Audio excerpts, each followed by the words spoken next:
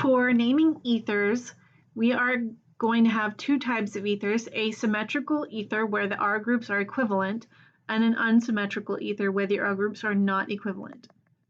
In either case, you will pick the longest chain R group, and the carbon bonded to the oxygen will be labeled as carbon 1.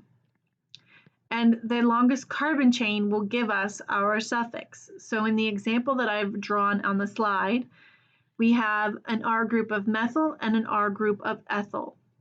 Ethyl is the longer chain, and so it is the suffix. It gives us the suffix ethane. The oxygen is included in the prefix with the carbon number bonded to the oxygen.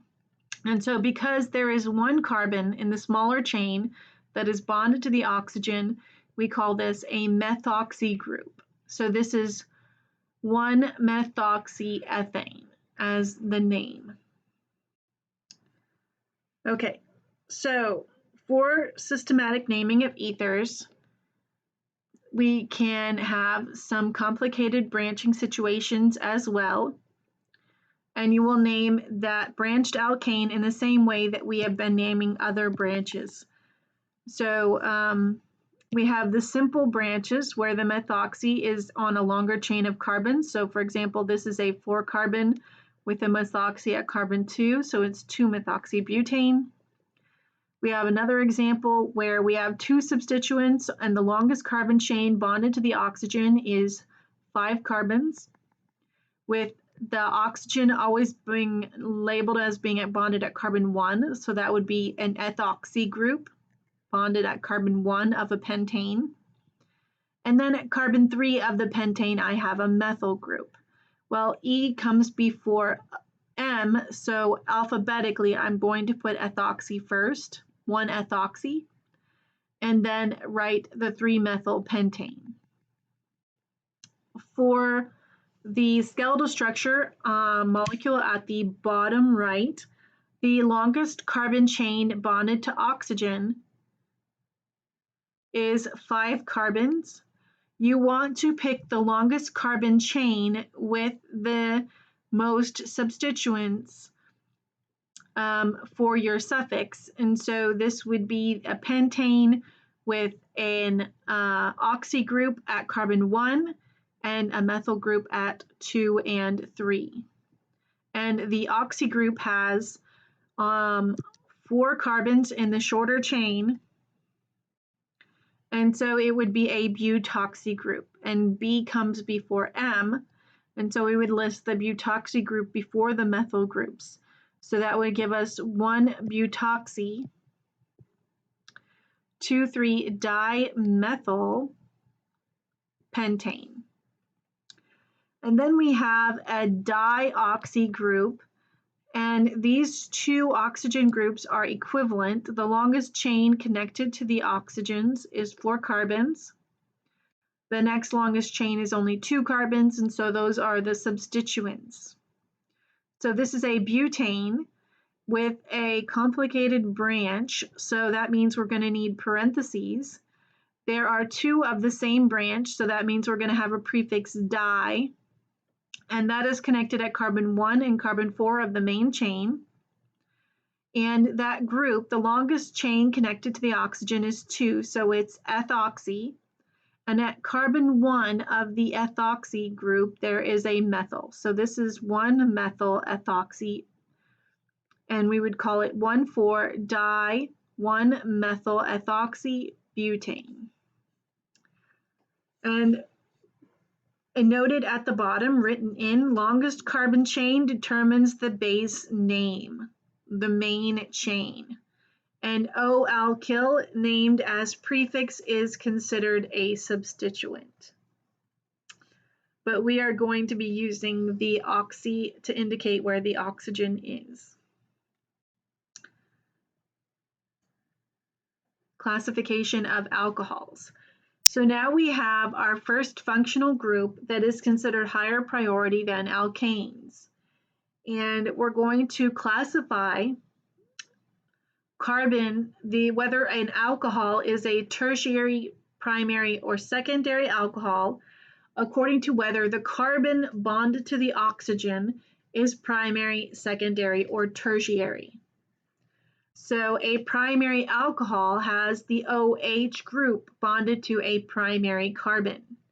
In a secondary alcohol, the OH is bonded to a secondary carbon, and for a tertiary alcohol, the OH is bonded to a tertiary carbon. So this depends on the number of bonds the carbon that is bonded to oxygen has to carbons. So if it's one bond to carbon, it's primary. If it's two bonds to carbons, it's secondary. If it's three bonds to carbon, it's tertiary. And then I have written in some examples. Ethanol, both of the carbons given in ethanol would be considered primary because each carbon is bonded to only one carbon. The CH3 group is bonded to one carbon, the CH2 group is bonded to one carbon. For 2-propanol that I have drawn here, the carbon bonded to oxygen is bonded to two methyl groups, and so it is secondary. And then I drew a molecule called 2-methyl-2-butanol to show that a tertiary alcohol is bonded to a carbon that has 3 bonds to carbon. So you should have 3 lines coming out from the line that goes to OH. Systematic naming of alcohols. The suffix is added to denote "al" is added to denote that it is an alcohol. The carbon bonded to the alcohol should have the lowest possible numbering. And any other substituents, you will number overall to give the alcohol the lowest possible number, and then the substituents the lowest possible number. But priority is the alcohol has the lowest possible number. The substituents are named in the same way in which we previously named substituents. So we can look at the rules for the systematic naming of alcohols. The lowest possible number to the carbon bonded to OH, and the longest chain that has the carbon bonded to OH as part of the chain. So let's look at some examples. At your top right, or your top left, we have a 5-carbon chain with an alcohol bonded at carbon 3, whether you number from the right or the left. So this is a 3-pentanol, with the 3 indicating where the OH group is located. Next, at the top right, we have 1, 2, 3, 4, 5, 6, a 6-carbon chain bonded to an alcohol. I would number from the right to the left to give the alcohol carbon the lowest possible number. So the alcohol is at carbon 1. And then I have a methyl group at carbon 3. So this would be called 3-methyl-1-hexanol. And you always have to indicate where the "al" is located with a number prior to the hexanol suffix. 4-carbon chain with the alcohol at carbon 2 is a 2-butanol. You can see that there is another option for numbering. I do not like this option. You can use it if you want. I will count it correct. But you can put the 2 right before the "al" to show the alcohol is at carbon 2, or you can put the 2 before the "but." All right, so we have an example here where the longest possible carbon chain is 6 carbons, but the longest chain that includes the bond to oxygen is only 5 carbons. We will use for our main chain the longest possible chain that is bonded to the oxygen. And so in this case, the longest chain is 5 carbons, and that is a pentanol. The alcohol is bonded at carbon 1, and there is an ethyl group at carbon 2. And that is because the alcohol group is more important than having more carbons. Then we have an example where we have two functional groups in one molecule, an ether group and an alcohol group.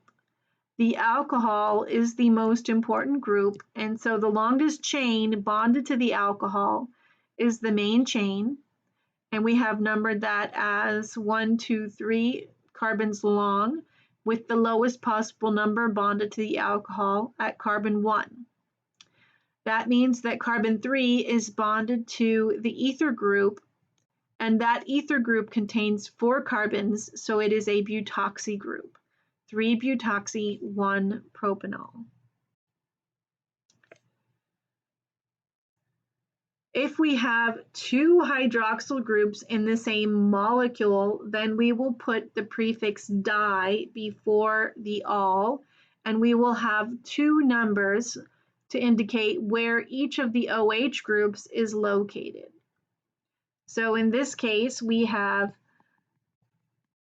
a 4, 5, 6, a 6-carbon chain with an alcohol at 2 and 4, so it's 2,4-hexane diol.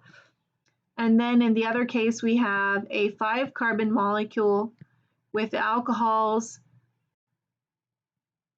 at carbon 2 and 4, or 2 and 3, and then methyl at carbon 4. And so then this would be 4-methyl 2,3-pentane diol.